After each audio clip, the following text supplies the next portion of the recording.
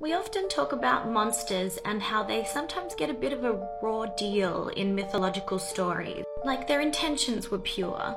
Let's talk about Talos. Now, in order to talk about this bronze giant called Talos, we first have to start here with Europa, who was abducted by Zeus in the form of a flying bull.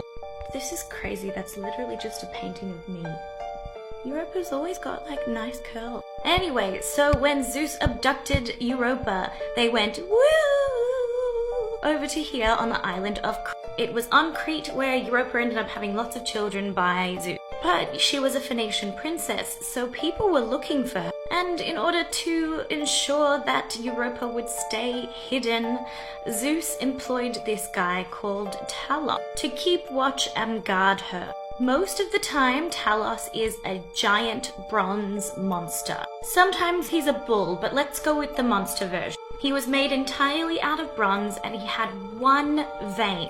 And the vein went woo from his neck down to his ankle. In some versions of the myth, Talos was made by Hephaestus, the blacksmith. That makes sense, he's made of bronze. But like one vein, that seems like a design flaw. Now, do you remember when Jason and the Argonauts went to Colchis to get the golden fleece, and they ended up getting it with the help of Medea, the princess of Colchis, who knew her way around sorcery and druggo. Anyway, Jason took Medea with them after they got the golden fleece, and they went woo, woo, and they ended up stopping over here in Crete. Crete was not their final destination, however.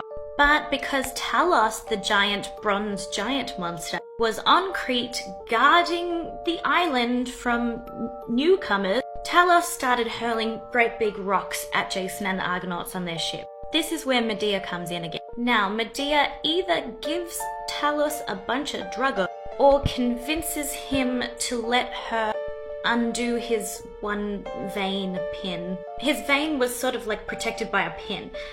Anyway, however she did it, she managed to, unpin the vein, and then all the blood came out and Talos died. I did not tell that well, I'm sorry. In some retellings, she convinces him that unpinning his one vein will actually give him immortality, but no, he dies. In ancient Cretan mythology, sometimes Talon is basically the sun god. Did I say Talon? I meant Talos. We need to keep in mind that ancient Cretans, before they became sort of Hellenized Greek, were a very different civilization, so Talos could have played a different role. Anyway, he gets a bit of a raw deal, I feel bad for him. The Argonauts could have just maybe tried to avoid Crete on their way home.